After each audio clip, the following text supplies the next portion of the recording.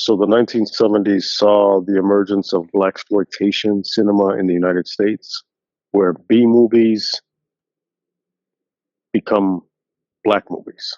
It's B movies as black movies with black perspectives, black characters, black commentary, and black adaptations. Tonight, Dracula goes black. Dracula becomes Blacula. Rick, talk about the film, talk about blaxploitation, talk about the genre, the subgenre, run it down. Initially, I'm not I'm not overly familiar with blaxploitation except from what I've read and a few instances of uh, talking head documentaries.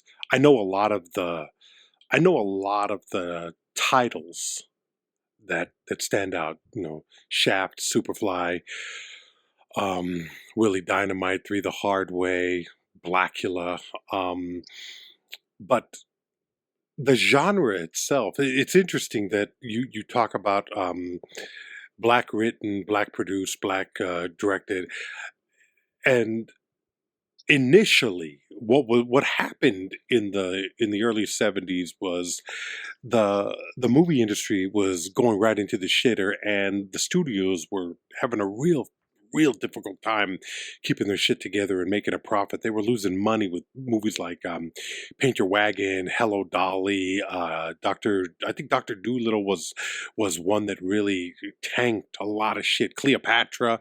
You're talking about like incredibly high budgets that just didn't have the return that was necessary, that oftentimes bankrupted studios. Um, MGM Studios MGM Studios in 70 or 71, I'm not sure of the date. Um, they they they okayed a production by a still photographer named Gordon Parks Jr. Gordon Parks, I believe, and that movie was Shaft, which is universally acknowledged as the film that saved MGM. It was like a really modest budget that just brought back a ridiculously high return. And what happened was the studios realized that there was a market out there that not only had not been tapped but had been actively ignored for the longest time. So when you talk about in your introduction, black films by black directors, black actors, black producers, it started off that way with films like Shaft, uh, and a handful of other films that were black directed, black produced, including Melvin Van Peebles' "Sweet Sweetback's Badass Song." But that's a weird kind of film because that was an independent film that was produced, directed, written, and starring Melvin Van Peebles, who raised the money and worked entirely outside of the system. So what you had was you had people like Melvin Van Peebles. Later on, you would have Rudy Ray Moore. You would have other directors here and there. I can't remember the guy who directed Ganja and Hess, but that cat. You would have people, and what they would do was they would produce these films that were usually low budget, amateurish in a lot of ways, but they were tapping into a market that before had never been really catered to. So where the studios wouldn't produce these films, they wouldn't distribute these films, and they wouldn't go out of their way to advertise them, black filmmakers found themselves in this weird position where, as with anybody who has a story that they want to tell that they can't get it out to the public in the traditional ways. They would do something called four-walling a theater. This is something that Rudy Ray Moore did. I believe Melvin Van Peebles did. By the time you got to Gordon Parks and Shaft, they had already realized the opportunity that was available to them. So the studios had realized that there was money out there to be made, and they would ultimately take advantage of it. But guys like Rudy Ray Moore, Melvin Van Peebles, and other directors would four-wall a theater, which is they would go into a city, they would find a theater in a market that could draw the audience that they wanted, or the audience that they felt would be more eager to take in these projects. And what they would do is they would rent the theater. They would pay the theater owner a certain amount. And then everything that they got after that from ticket sales would go into their pocket. So let's say that a theater owner wants $500. $500 for a 200-seat theater. You sell tickets at $5 a piece, so you make the money back, but you have a couple of different screenings, and then you're making money. You advertise it, you print up flyers, you get into the community, you let them know that this is going to happen. In the case of Rudy Ray Moore, he would do stand-up performances in and around the city in order to bolster and get the word out. A lot of this you can see in the Eddie Murphy film Dolomite Is My Name. Is it Dolomite Is My Name, or My Name Is Dolomite?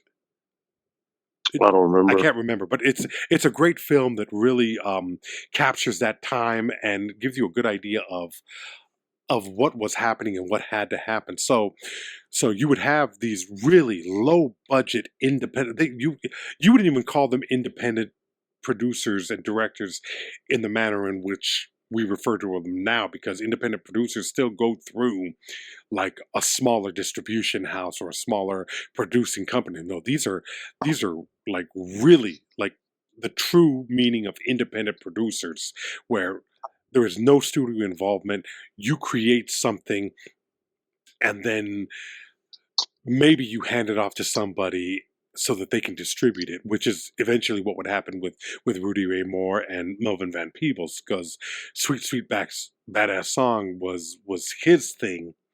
And then he would go on to do Watermelon Man and a couple of other films that the studio saw, okay, there is money here to be made. But the problem with that would later become the studio feeling, okay, we know this audience, now we can appeal to them, which means they would bring in white directors. Like there was a guy, I think his name was Larry, I can't remember. There were many white directors that worked in the blaxploitation genre, but you would have a whole series of films that were usually a black hero, whether that be Isaac Hayes or in many cases Jim Brown, Jim Kelly, Fred the Hammer Williamson, and they would be taking on some kind of corruption. Billy D. Williams in Hit, Max Julian in The Max. So you would have like guys working outside of the guys within law enforcement, like Billy D. Williams in Hit, who was going after the drug dealers that got his daughter hooked on heroin or something. A lot of this, for a better understanding of this, there's a Netflix documentary called "Is It Black Enough for You?" by the radio commentator Elvis Mitchell. If you've ever listened to his show, that he has a show on NPR. I used to like to listen to him. I used to like his insights, but he does this history of black filmmaking, and it's great because they get guys like Lawrence Fishburne, Sam Jackson. At one point, I can't remember if they talked to. There's archival footage of William Marshall, the star of Blacula. So you're getting to see you're getting to see the history of black entertainment, which is oftentimes a genre, and genres within that genre that won over audiences despite, in some cases, amateurs filmmaking, and in other cases, just being totally neglected by the studios. So you see a lot of films that were just like these cultural icons, these these moments in cinema that stick with us later on. And like Shaft is, even if you've never seen Shaft, you know the image of Richard Roundtree in that leather coat,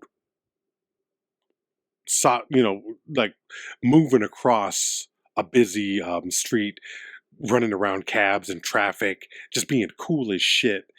But you also hear that with Isaac Hayes playing the first black nominated, black winning artist, musical artist to be honored by the Academy Awards. And if you see that footage, they show footage of Isaac Hayes at the Oscars the night he wins, and he comes out in gold chain metal with all these dancers around him playing a Wurlitzer. He's fucking phenomenal. It's a different time. It's the 70s, So there are all these films, and some of them are very good. Shaft, Superfly, Across 110th Street. That's a particularly good one. And black films had a weird relationship with the studios as well, because a lot of these films, they made decent money at the box office, but also they were releasing soundtracks at the same time that would shoot up the charts. And so the Shaft soundtrack, the Shaft Isaac Hayes soundtrack, Isaac Hayes would do a couple of other soundtracks I'm not sure of. Curtis Mayfield with Superfly. Curtis Mayfield would produce Let's Do It Again with the Staple Singers doing those tunes. And there's just like a number of, it was like this explosion because there was such a lack of representation. Now, at the same time, these films tended to glorify, and sometimes I think this is where a lot of the white influence of the studios came in. They started to create these stories that were almost exclusively stereotypical, involving pimps, drug use, violence, domestic violence, violence against women. And then you would see the emergence of Pam Grier, who would make coffee. What was the other one she did? She did coffee. She did. There were the two big ones of that time. I can't remember. Foxy Brown, Coffee and Foxy Brown. Yeah. And then all this shit would lead into influencing rap culture throughout the 80s and the 90s. Biggie Smalls is a character from Sidney Poitier's Let's Do It Again, where Calvin, I think his name is Calvin Little, plays a character named Biggie Smalls, who was a gambler and numbers runner and whatever. He's the head man of this town, and that's a great movie. If you know, and I know it has Bill Cosby in it, so it's hard to get over that. But it's you got to watch these movies in the context in which times they were made. Sidney Poitier, who was coming off of this debonair, this very safe black male character that you would see in Lilies of the Field, In the Heat of the Night, and what do you call it? Guess Who's Coming to Dinner. He would go on to have a directing career. The first film being Uptown Saturday Night, which he and Bill Cosby play working class stiffs. I think he's a cab driver. They win a lottery and they lose the lottery ticket, so then it's them on all their misadventures trying to go into the black underworld to retrieve this ticket, to find this ticket that actually what happened was they go to a after hours club that is robbed, and all of their clothes are stolen. I'm going off onto a little tangent, and this is not my genre. This is not something that I know. This is all the stuff that I've read about and watched in certain sense. The problem is that when I've watched these films, some of the filmmaking is very amateurish. Some of the acting is not exactly good. But you kind of need it in order to enjoy some of the takeoffs that would later come with Keenan Ivory Wayans in the 1980s with I'm Gonna Get You Sucker. And if you've never seen it, from 2012, I think it's Scott Anderson and Michael Jai White. I think the director's name is Scott Anderson. But there's a film called Black Dynamite, which was one of the funniest and best films of the 2010s.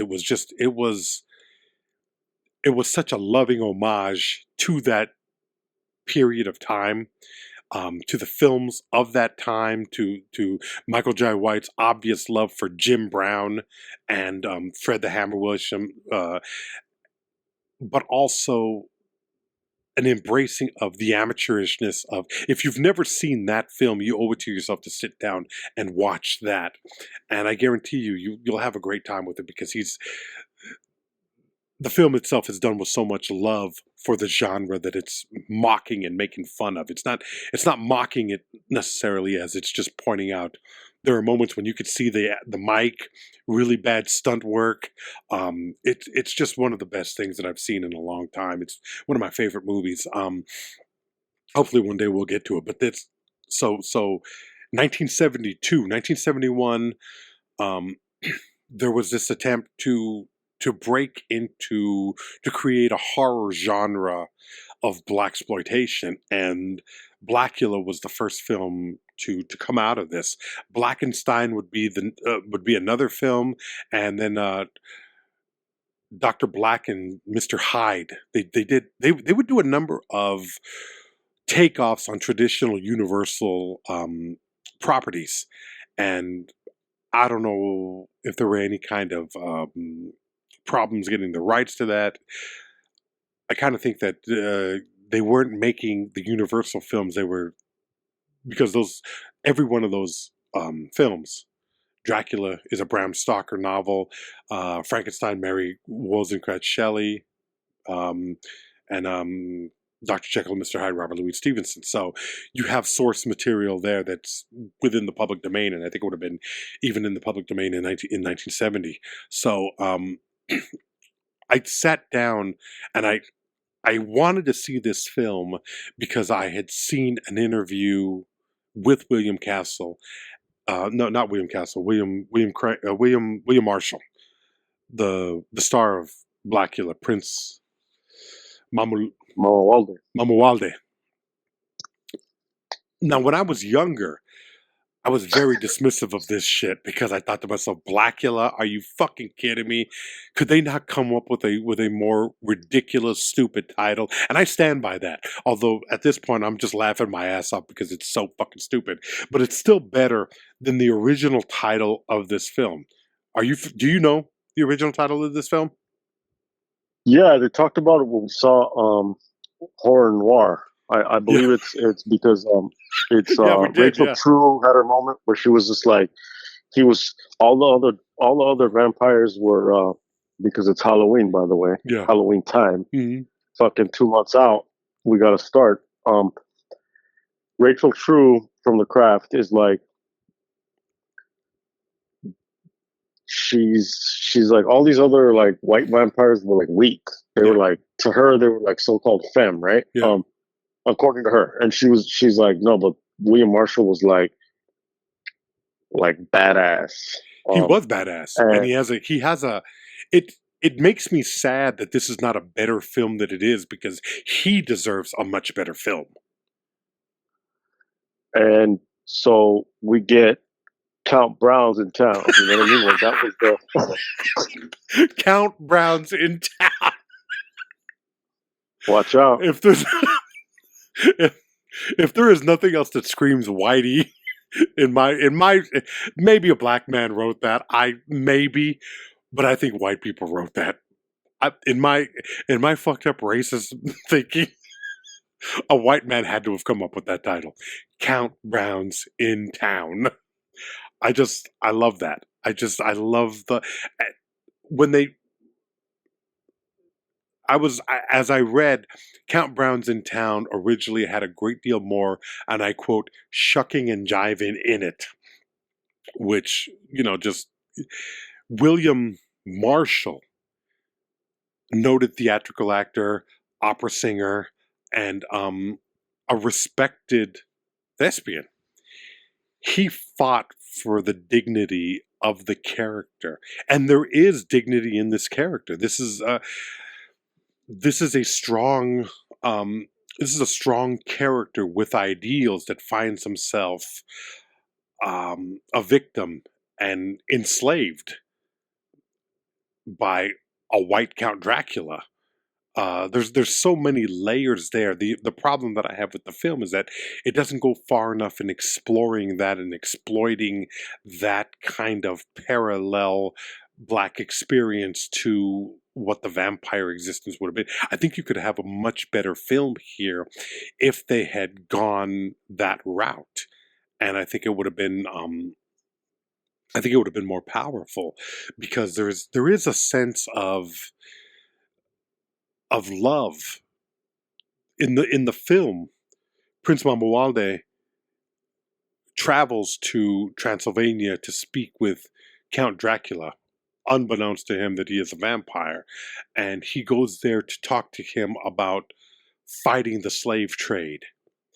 And Dracula makes it very clear, this is something that benefits me, and lets him know that if he comes in with him, then he will give him riches beyond his wildest dreams, basically. And Mamawalde just is infuriated and is disgusted with him, and basically spits in his face. And I love that. But he's there with his wife, his young wife, Luva, Denise Nichols, in one of the early films that I've seen her in. She would turn up in a lot of blaxploitation and television throughout the 1970s, and she was wonderful in a lot of stuff. But I just don't. They just give her a lot of Prince Mamawalde moments. They don't give her enough to work. Yeah. I think there's just more to work with here, and it's not taken advantage of. So it was very disappointing to me, but I'm glad I watched it, because William Marshall is so fucking good in it. He has an air of nobility that's not. It's not imagined. It's not actorly. It's. I see this man. I could see him as being like very much in the sense of, what? How dare you speak to me like that? And it's believable. There's a sense of honor in the performance, and I imagine in the man. And it's interesting that it was years.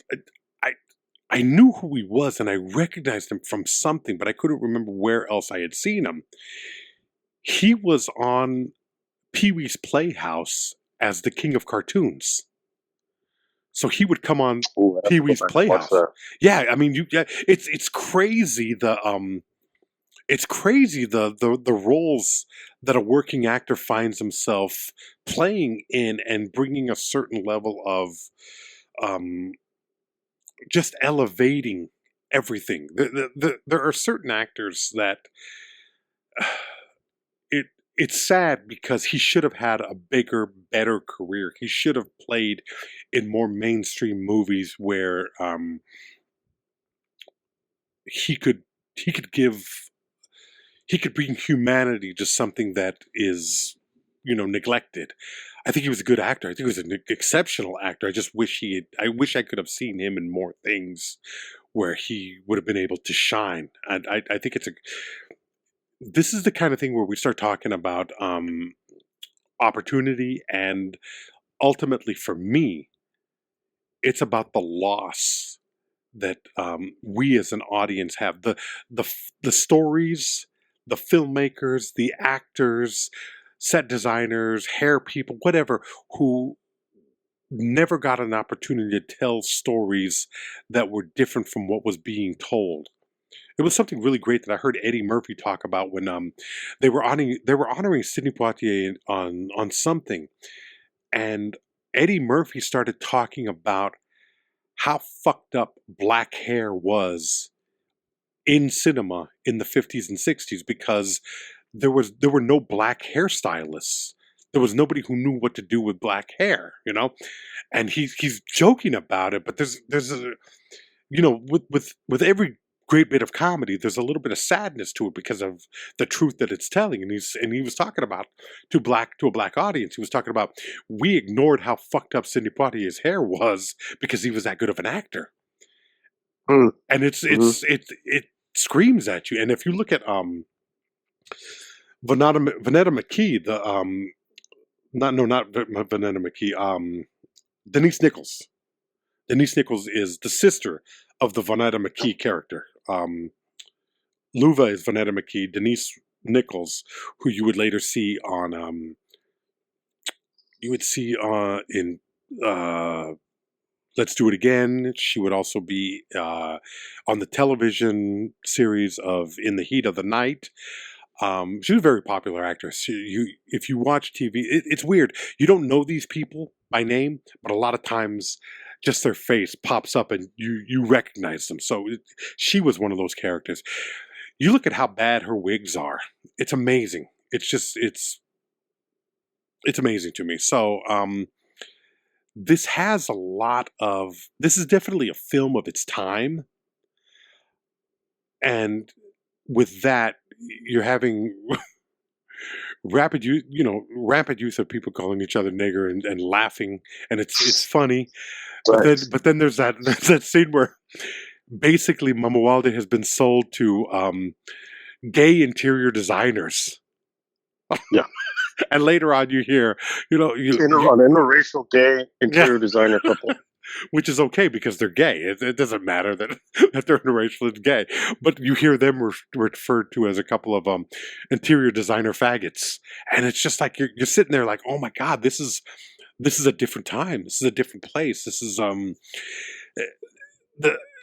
you definitely have to watch movies in the context of the times in which they're made, and this is the kind of language. So if you're going to get upset, you're really not doing yourself any favors, because I think in some cases you can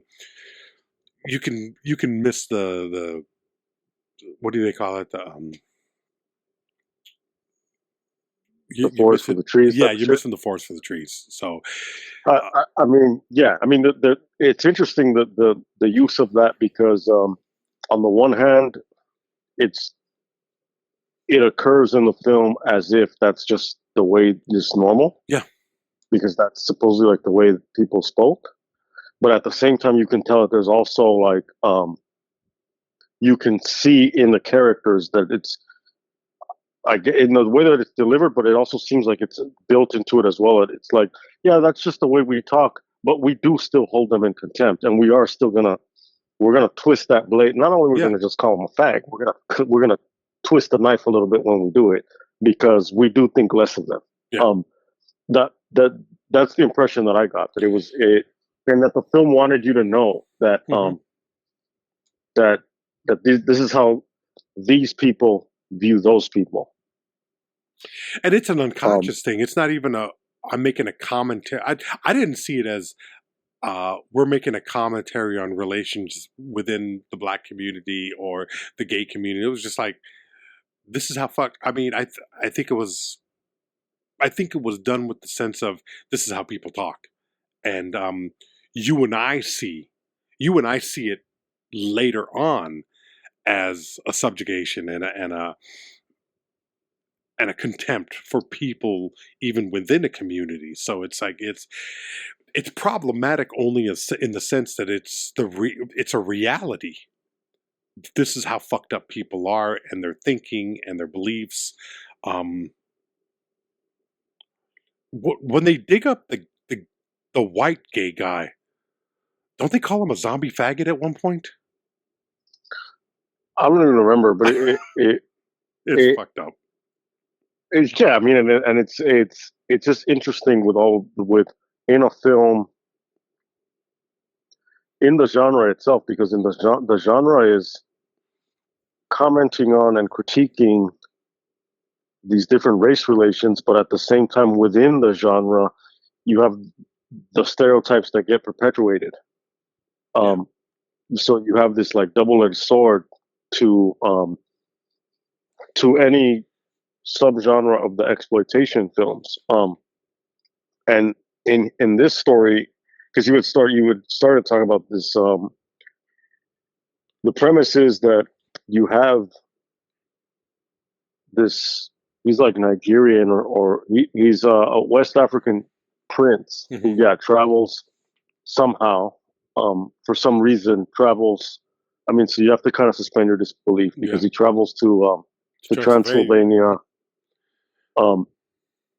to interact with the historical supposed. I mean, not really. You know what I mean? So we're actually not talking about, but again, like refresher, the historical Dracula, and a couple of researchers are the ones who made the connection that one of them is Radu Florescu, the connection that Bram Stoker based his vampire character in part on a 15th century prince from an area called Wallachia, which is now in Romania. And his name was Vlad Tepes, Vlad the Impaler. And his father was part of the Order of the Dragon. And so he was called like the little dragon. So he was called Dracula, the little dragon, because that suffix at the end of Dracula is Romanian is a Romance language. So in Spanish, like if you put ito or ita or io or ia, the double L, I double L O or I double L A, after a word, it makes it diminutive. So it's like Juanito is like little John, little Juan. Yeah. So Dracula is little dragon. And so Bram Stoker was doing all this research, and he's like, this is my guy. I'm going to base this character on this guy. And so that's why you see a lot of that in the latest Nosferatu, which is Count Orlok, but it's in Romania. You see all that. That's why Bram Stoker's Dracula with Coppola. He's Vlad the Impaler as that prince who gets all pissed off when Winona Ryder dies, all of that. So here you have this prince named Mamawalde going with his wife to Castle Dracula in Transylvania, in the Carpathian Mountains of Romania. Transylvania means the area across the woods or the wilderness. Trans means across. Sylvania means the area of the wooded area or the wilderness area. And he's like, let's talk about slavery. and Dracula's like, this shit's profitable for me. Now, historically, obviously, like Vlad the Impaler lived in the 15th century, and he was busy fighting the Muslim Turks and dealing with the Hungarians, and you know what I mean. It's a whole other thing. But for the purposes of this story, it's a commentary on slavery. Yeah. And as you said, this Dracula is like, I'm gonna insult you, and then and then Mamawalde is like, you must be feeling ill because you're fucking dissing me, you're disrespecting me. We're gonna leave. Something's wrong with you. So I'm gonna respectfully, like, I'm gonna say goodnight. And Dracula's like, no, you're not. And he enslaves him, and he curses him to become a vampire. And he locks him in a coffin.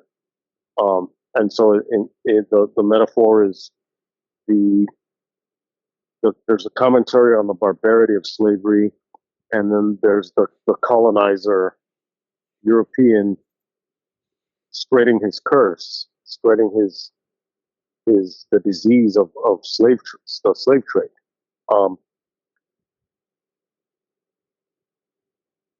And you have a dignified black nobleman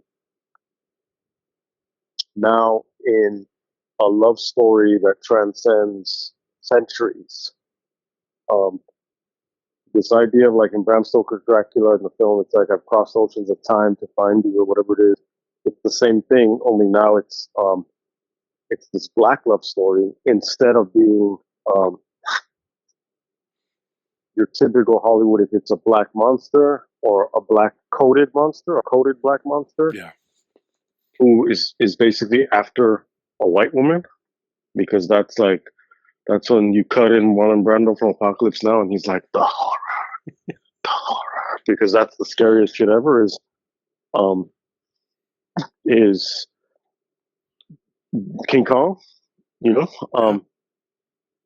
and where the white women? That's the fear. Yeah, but it's a black love story because he's after basically like the doppelganger of his late wife. And in this story, you have a black Von Helsing, you have a black doctor who interacts with white cops, and is respected. Yeah, but also stands up to and them. Already, I mean, in the beginning, he stands up to them. They do what he. Yeah. Go ahead. No, because there's that moment where he was like, isn't it funny how all of the paperwork disappears on black crime, and all of this. He's not afraid. He's not kowtowing. He's not abrasive. He's not in your face about it, but he's not willing to step down. And he's a respected, intelligent man, and he is making his case. And he knows he's gonna call Whitey on his shit. And the white sergeant, the white police officer, who wants to be dismissive, but they have a relationship, so it can't be fully dismissive. There's something there. It's Right. I think there's. I'm not a big fan of remakes, reboots, or unoriginality, but I would love to see this film remade with a more By Jordan Peele. By what? By Jordan Peele. Yeah. By somebody with more of a statement to make, and in a time that is more willing to have that said. I think there's a great story here. The problem is, I don't know of an actor who could play Mamawalde as well as William Marshall did. That's the sad thing for me, is that he's passed. Denzel, let's bring him back. Let's keep the month going. Denzel can't do everything. Denzel can do a lot, but I can't see Denzel as a vampire. Denzel as Mamawalde. Who else you got? Nobody. I don't know. I mean, Delroy Lindo? I could see Delroy Lindo. Delroy Lindo is a fucking good, that's a good fucking pick. Yeah. Delroy Lindo's a good pick. That's good. I would love really a younger Delroy Lindo, but even Delroy Lindo now, I would pay to see that. I would love to see Delroy Lindo as Prince Mamawalde, and don't fucking call it Blacula. Yeah. I want it Prince Mamawalde. That's what I want. Yeah, I mean, he's just. Watching him. Yeah, I want to go back. Yeah, no. I want to go back to Clockers just so I can watch him. Watching him as West Indian Archie is great. Watching him as puts the gun in his mouth. Yeah, yeah. I mean, he's just so fucking good. I mean, and he has both he has a sense of menace, but also of truth and caring.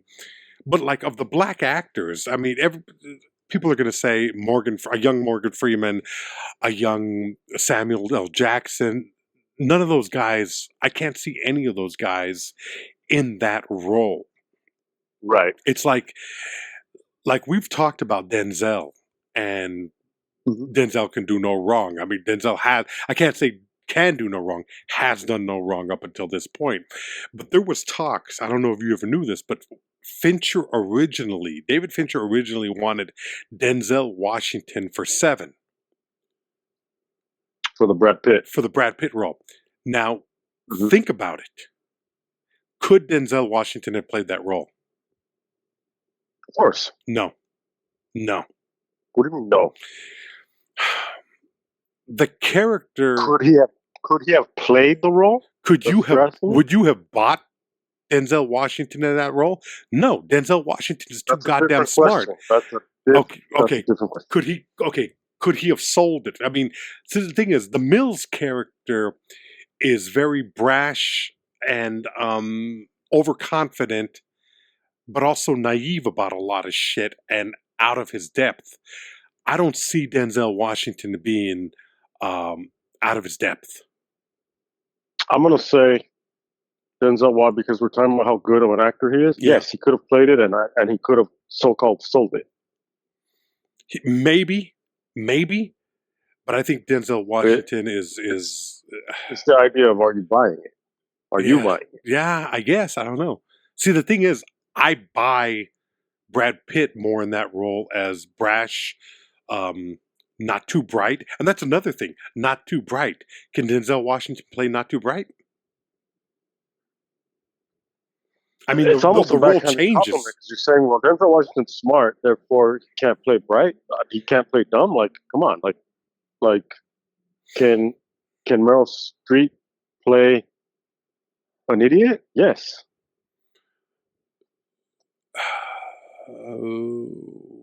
Maybe, yeah.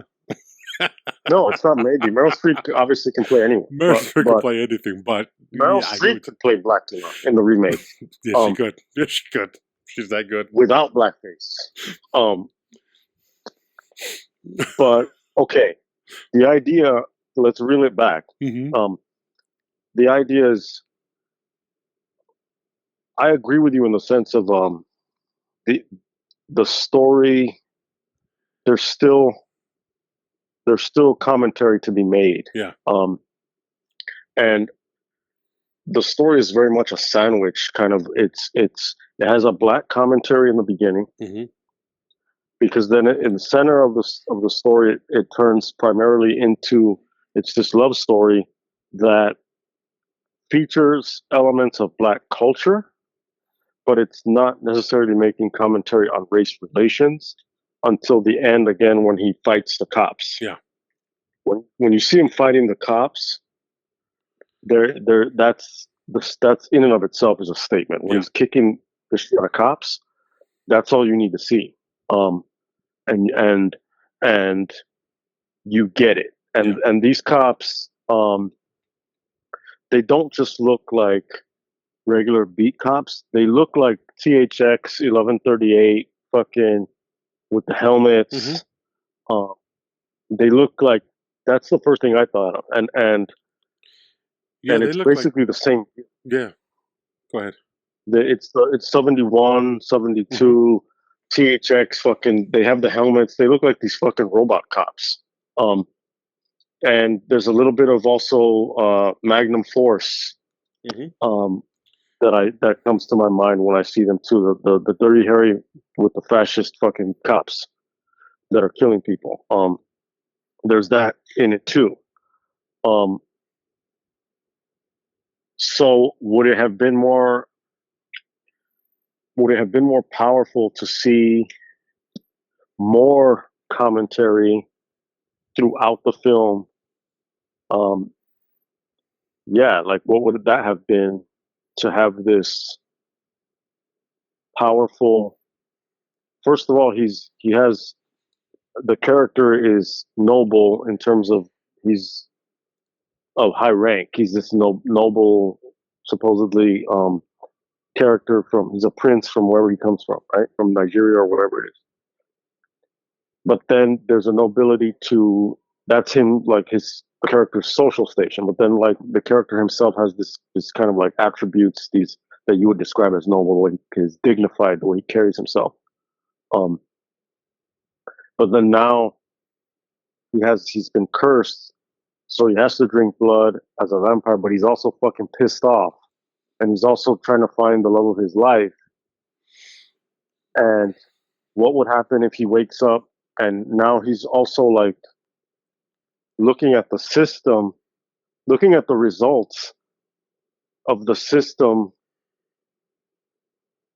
or not, maybe not even the results, but like a spin-off of the system, or in part results of the system that he made a comment on earlier in the film.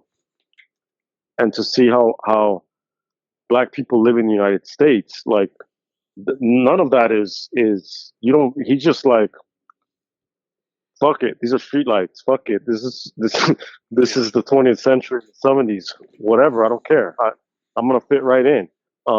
There's no sense of like, you've never seen him like come out before, so we don't know.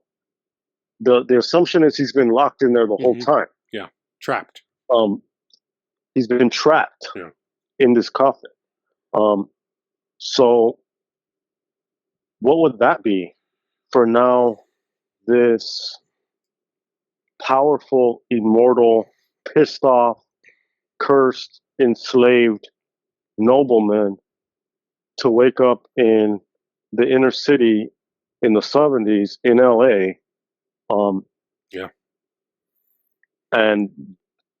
And like, what is that? What does that look like? Yeah, just taking it all in. He's not reacting. And does he wreak havoc on the city? But when he's wreaking havoc on the city, it's actually like black audiences are like, yeah, fuck yeah. You know what I mean? Like, in the way that when we see Batman fucking supposedly fighting crime, but if it's corruption and you're fighting this corrupt system and you're this anti-hero, how would that look? Versus just the love story. Yeah, part of the problem with the film is, though, that I don't think it understands the genre that it's dealing with or how to divert from that genre as strongly as it needs to. And what I'm talking about is in traditional vampire movies, vampires are white. Whether it's Bela Lugosi or Max Schreck or any of the number, Chris Sarandon in Fright Night, which I know is later, but it'll still prove my point. Frank Langella as Dracula, Christopher Lee. All of these vampires are inherently evil. They're an evil presence. They're not just a cursed being. Gary Oldman gives a sense of a tortured being because of the love story there. But the others are more in line with just wreaking havoc and killing and destroying and turning people. Mamawalde doesn't have that. He never strikes me as evil at any time.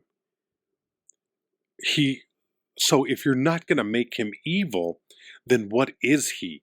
He is a man that's cursed, and that should have been more of a driving force in the way it was written. I just feel like there's not enough of a movie here.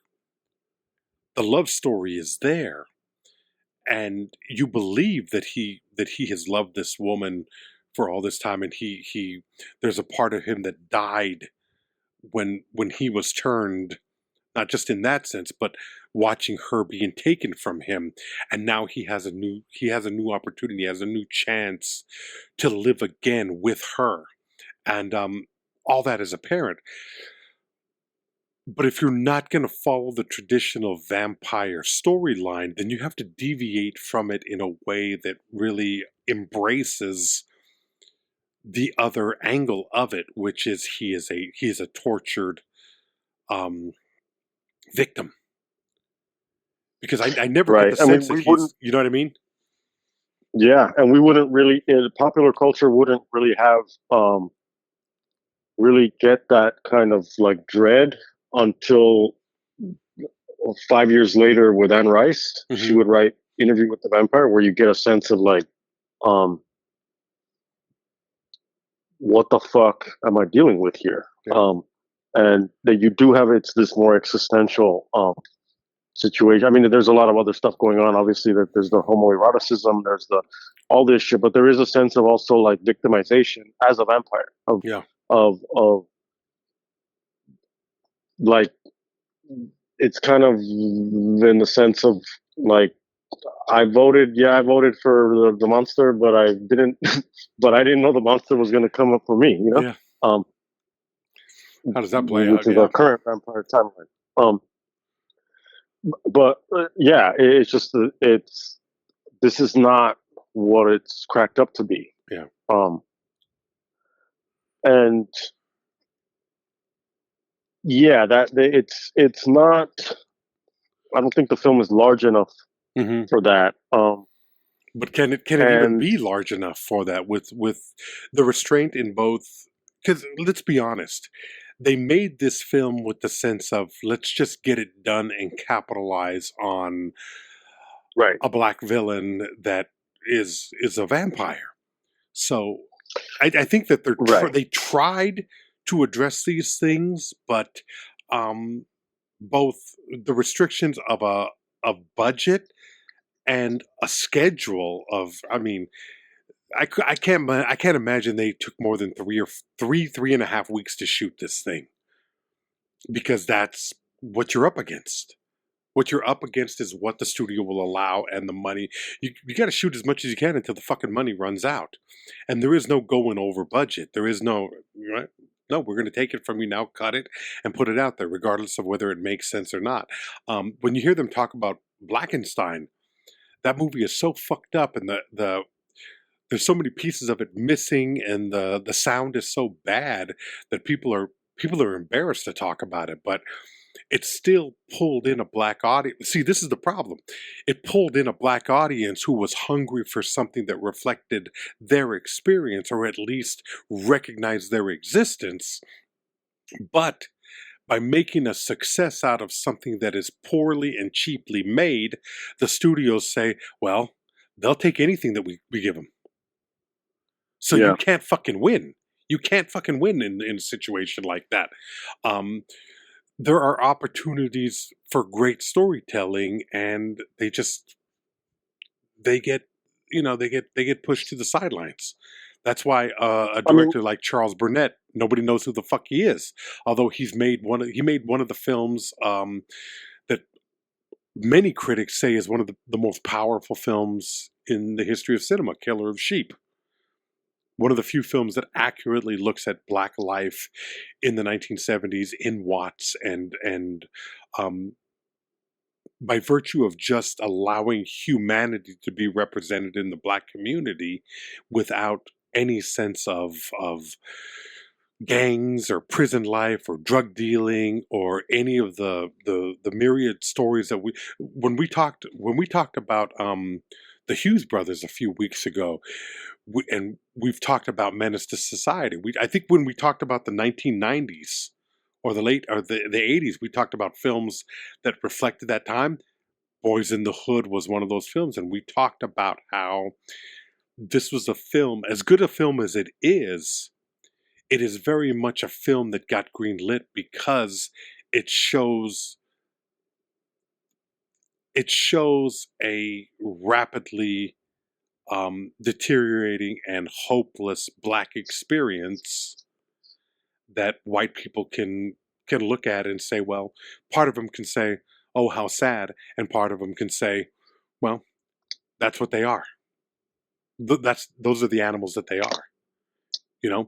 And that's kind of the problem with blaxploitation, is that by centering on pimps and ex-cons and drug dealers, you highlight the worst aspects of a society, and in turn, you get an audience that embraces. I don't know which comic said Superfly got a lot of brothers killed. You know, because.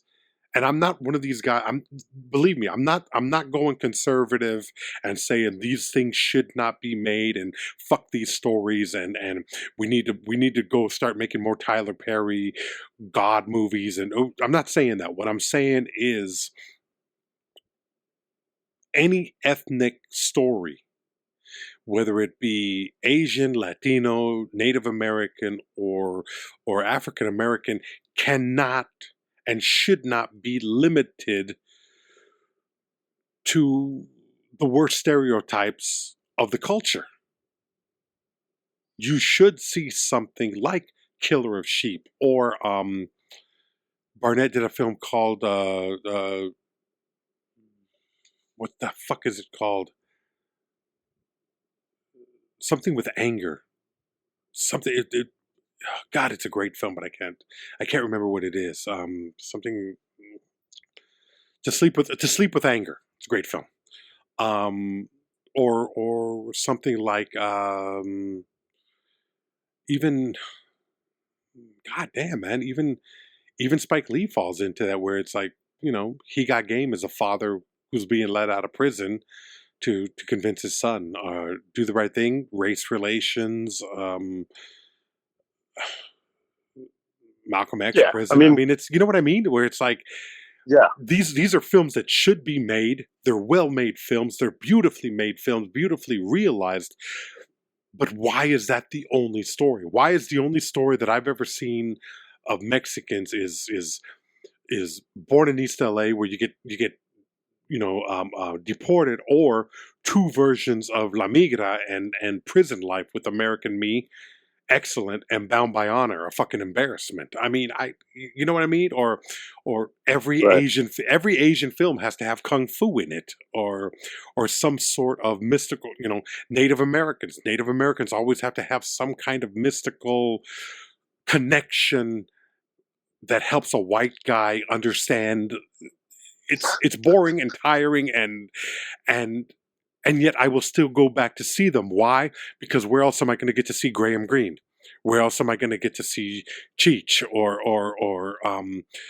the handful of actors that they choose to allow to represent us? Right. I mean, it's just that's my little rant, and I'm fucking disgusted by the whole thing. And it's weird that it comes out of a film like Blacula, but part of it is there is a better movie here. Part of that argument, the fire that starts that conversation and that argument is Blacula should be a better movie, because the kernel of a better movie is fucking there. Yeah, I mean, specifically, I mean, this can be, obviously you can apply this to any story, but specifically when you think about, like, because we're talking about this, we're talking about a vampire story. You have the existential, the interpersonal, and the social. A film like, or a story like that becomes the film, however you feel about the film, we've talked about it.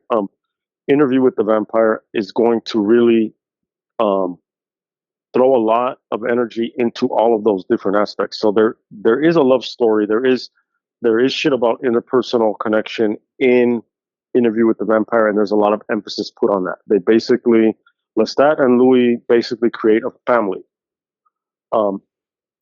with Claudia. It's my two dads as vampires. Yeah. And the interpersonal dynamics there, and Armand and all that. So there is a love story there. There's the existential aspect of how the vampire sees him or herself, and how they deal with their condition of being a vampire, a post-human condition. Each of them has their own approach. Each of them has their own take on it. Lestat's is like, look, this is what it fucking is. Write it to fucking put the amp to the 11. Louis is just kind of like, no, like, this is not, I'm torn. There's a social aspect, and it's like, what does that look like when we are in colonial slavery, Louisiana? What does it look like now we're going back to France? What is it? You know what I mean? Sure. It operates on all of those levels. Dracula is going to operate more on the level of the interpersonal, in terms of these seductions, And on the social, where it's like coded into Dracula, the beginning with the book, is this idea of the plague, this idea of disease coming from somewhere else with rats. Obviously, rats and the bubonic plague, that there's a literal thing there, but it's like the metaphor is this plague coming from over there in the east. You know what I mean? Like that might as well be the Orient, because at that point it's like, well, Sure. Turkey is already the Orient, and you're almost there with Eastern Europe, with Romania, and it's coming to London. Oh my fucking god! And but you don't necessarily get a sense of as much in terms of Dracula in the original story. In this, and especially because the film has a weird. I think the film is obviously it's limited by the fact that it's blaxploitation, so it's already going to have a heavy emphasis on the social aspect of it. And it's going to, because it's based on the Dracula story, it's going to have the interpersonal love story element. And what's missing there is that you're not enough energy or emphasis is put on the existential aspect, and that's what we're talking about in terms of like, what's like, yeah, we know that in this case, Blacula or Mamawalde wants to, he just wants the love of his life and afterlife, but there's more there that's missing. And in that sense too, like even the social aspects that could be hit, they're also missing because there's so much fucking put in the love story, because it's really essentially like a love story. And for me, there are moments in this film that I really, really enjoy. Oh, me too. Yeah, definitely. There are like sequences, because this, I wanted to go into this film. Obviously, like I'm cool with the blaxploitation part. I'm cool with this. I'm cool with the social commentary. I'm mentally stimulated by all of that. I'm interested in commentary on racism and having stories that go counter to everything. But I just want horror. Like I want from this. I also need that.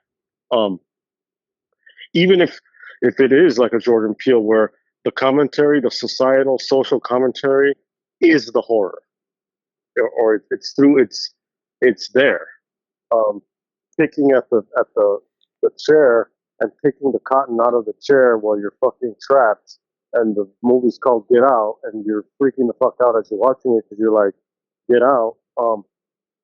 That is the epitome of horror, based on the reality of horror, not supernatural, whatever. This is like real shit. But we were fucking watching something about vampires, so it's like, what do you got? The first real part of the film that I was like, oh shit, this is cool. Like, within its limitations is the shot of the cab driver woman who's she's dead, and they bring her out of the Uber, and she's like defrosting, right? Oh god. Then she fucking she's in the morgue and she runs towards the camera. Yeah, she's fanged, she's crazed. I was like, I want more of this. Yeah. It was very brief, but it was cool. You know, I was like, yeah, this is fucked up. I want more of this. My favorite sequence is it's when they're in the warehouse. They basically go into what is his lair, and kind of like to back up to get into it. It's like, well, in this version of a vampire story, because it's like, how do you turn someone into a vampire? Bite them. In Eastern European folklore, in that tradition, it's dead loved ones. They return. They return after death, and that's a vampire. Not necessarily as ghosts, because they still have their body, and they're not like George Romero zombies, because they're not they're not like these like somnambulant, like staggering, stumbling things that want to eat your brain. It's like the return. It's like a visitation from the dead. Or like someone looks out their window and it's like, what the fuck? That's my fucking grandfather. Like, what the fuck? He's in the yard, you know. Like, the then they go dig up the grave and they'll see what looks like, okay, the hair looks like it's been growing as the skin on the scalp recedes, or the nails look like they're growing as the skin on the fingertips recedes, so the nails look longer. Or fluid is coming out of the corpse's mouth when they dig up the grave, and it looks like this person has fed. So then they fucking like stake the body, or they put a stone or something in its mouth, or they turn it face down so that when it tries to crawl out, it's digging downward. Or that's the old school, like Eastern European. That's how if someone killed themselves, or if they're buried near a crossroads or something, that's like they might return. Then you have the tradition of like bite and or drink the vampire blood. Dracula, it's like, well, he bites, and it's a series of like visitations, and slowly Lucy is like, she's like wasting away, and then she comes back. The interview with the vampire, you're drinking the blood, but don't keep drinking to the point of death, and then you can't drink like dead blood. Give them blood, like let them bite from you, then they turn to a vampire. And then you have the tradition also, like, which is this one, which is all it takes is the vampire's bite, and boom, you become a vampire. It's kind of like a werewolf biting you, and now you're gonna next full moon, boom. Yeah. So in this film, in this line of the tradition, all it takes is the vampire bites you and kills you. You're gonna come back as a vampire. And so all of these, so that means that it becomes an epidemic, because every vampire now has to go bite someone else. So all of these vampires have converged on this warehouse where Mamawalde is hiding.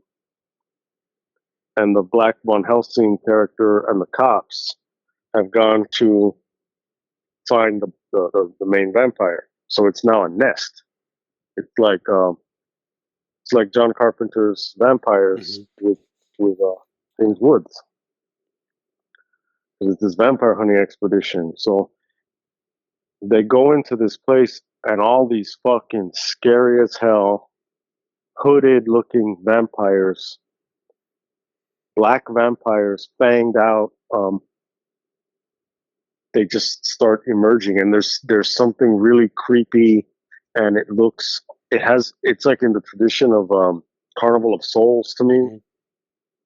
It's in the tradition of Night of the Living Dead. It's just like that's my favorite sequence, because you're in a warehouse and all these vampires are just coming from in between boxes and crates and all this shit, and they're just like closing in, and it's like precursor to like Thriller vibe, you know? Yeah. And then they have to throw these oil lamps at them to set them on fire, and I was just like, I wish it would have had more of that. And I think it's almost as if it's like when it forgets that it's a blaxploitation film, that it can step into the horror, that it's a blaxploitation horror.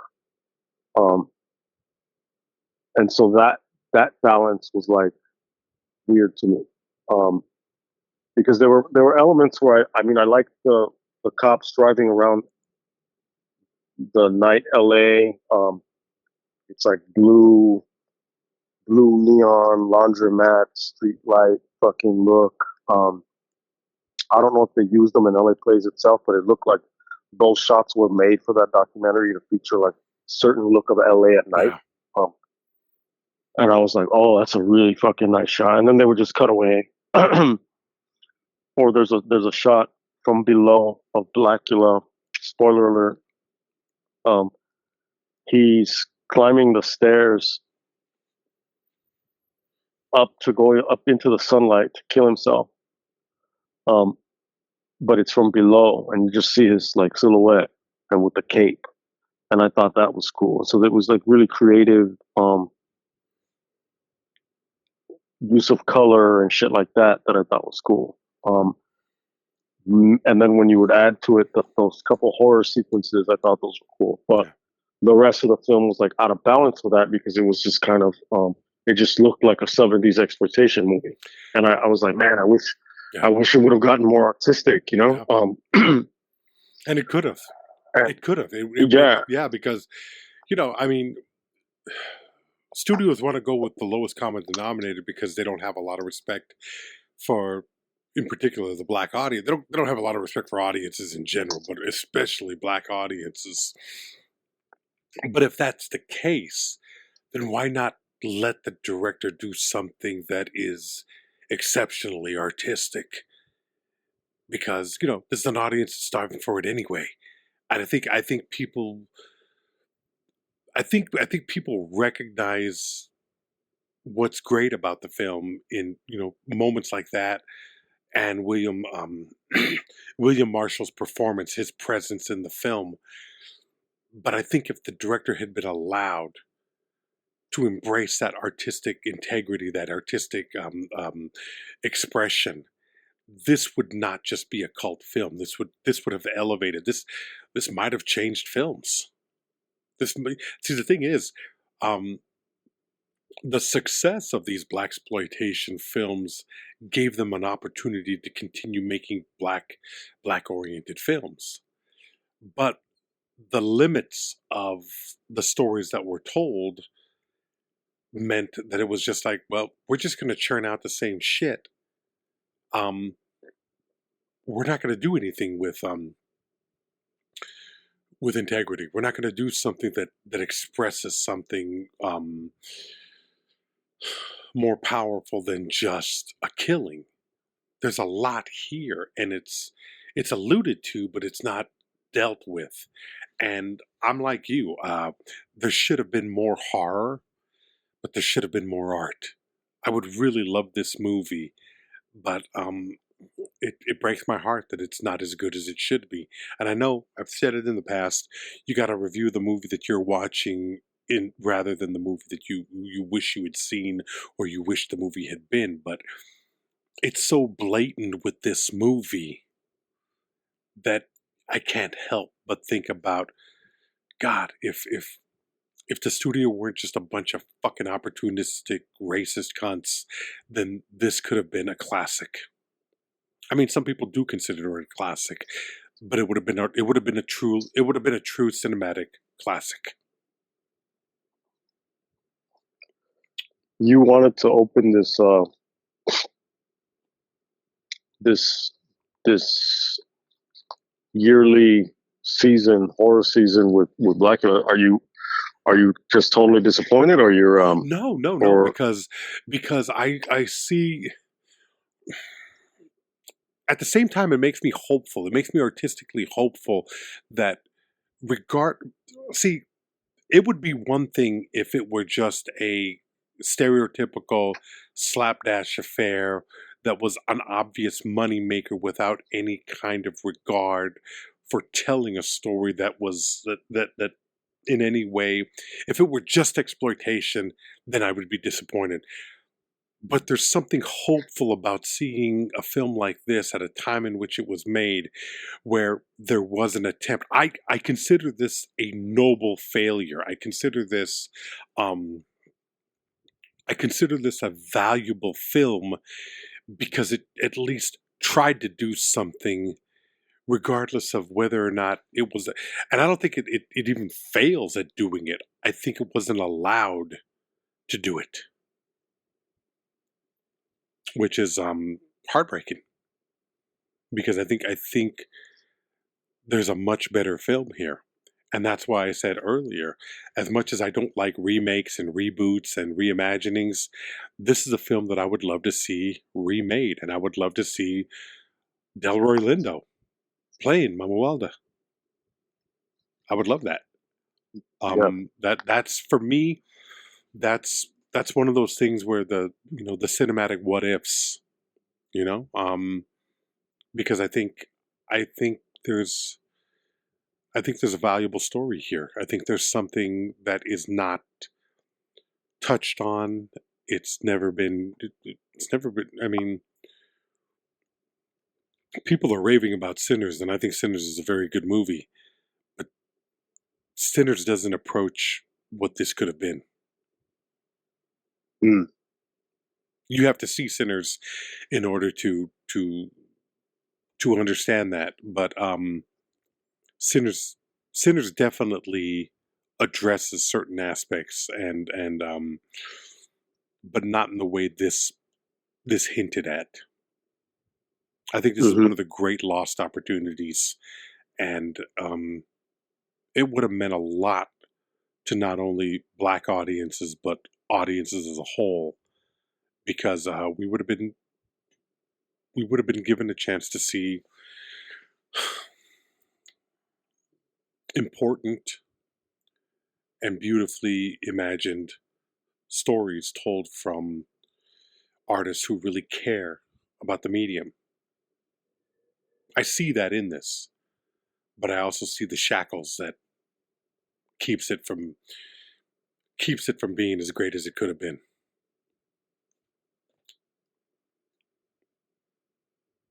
Satisfied with the horror? Not enough horror. Yeah, I agree. Not enough horror. We're always looking for more. The thirst for blood. buymeacoffee.com/WatchRickRamos. That's buymeacoffee.com/WatchRickRamos. This one goes to Alan Lamberg. Thank you for your support. Thanks for listening. Stay scary. Goodbye.